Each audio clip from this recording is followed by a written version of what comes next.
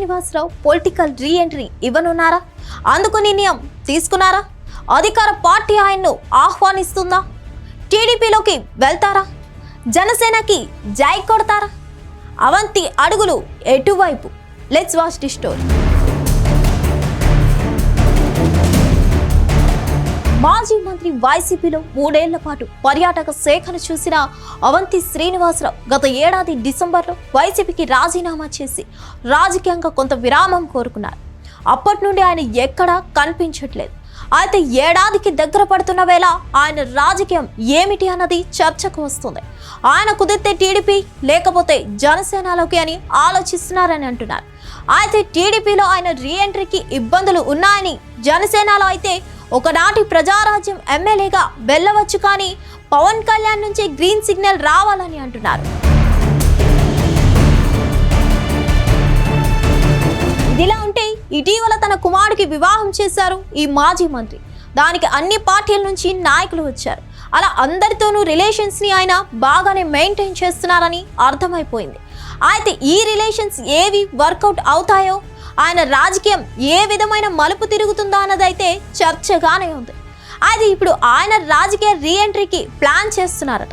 అందుకోసం ప్రయత్నాలు చేశారో లేదో ఆహ్వానాలు కూడా అందాయట అవంతికి. టీడీపీ అయినా జనసేన అయినా భీమిలి సీటు దగ్గరే పేచి ఉందని అంటున్నారు. మాజీ మంత్రి గంటా శ్రీనివాసరావు భీమిలి నుంచి ప్రాతినిధ్యం వహిస్తున్నారు. ఆయన టీడీపీలో సీనియర్ గా ఉన్నారు. ఆయన టీడీపీ అధినాయకత్వంతో బాగానే సత్సంబంధాలు కొనసాగిస్తున్నారు. ఆయన వచ్చే ఎన్నికల్లో భీమిలి టికెట్ ని తన కుమారుడికి దక్కేలా ప్రయత్నాలు చేసుకుంటున్నారని అంటున్నారు. దాంతో టీడీపీలో అవంతికి ఆ విధంగా బ్రేకులు ఉన్నాయని అంటున్నారు.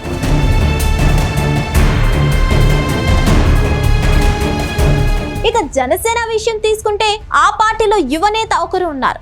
ఆయన 2019లో తొలిసారి పోటీ చేసి 25,000 ఓట్లను సాధించారు. ఆయన పవన్ కి అత్యంత సన్నిహితుడు. దాంతో ఆయన కాదని వేరే వారిని తీసుకొని వచ్చేది ఉండదని అంటున్నారు. ఇక అసెంబ్లీ సీట్ల పునర్విభజన మీదనే అవంతి ఆశలు పెట్టుకున్నారా అని అంటున్నారు.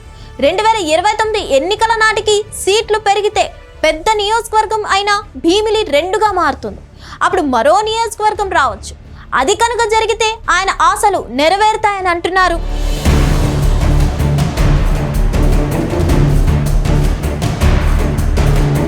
అయితే 1కి 2 సీట్లు పెరిగితే ఒకటి టీడీపీ మరొకటి జనసేన పంచుకోవచ్చని కూడా అంటున్నారు. దాంతో అవంతికి ఆ విధంగానూ కలిసి వచ్చేది ఏ వరకు ఉంటుందని కూడా అంటున్నారు. దాంతో ఆయన రాజకీయంగా మౌనంగా ఉంటూ అన్ని గమనిస్తున్నారని అంటున్నారు.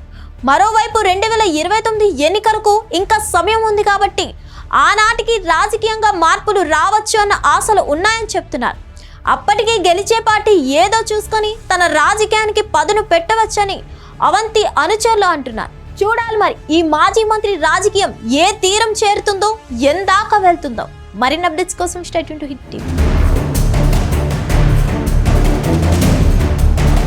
హిట్ టీవీ యాప్, ఇందులో short news, live news, entertainment shows, movies, digital magazines తో పాటు మీ జిల్లా వార్తలను కూడా ఫ్రీగా చూడొచ్చు.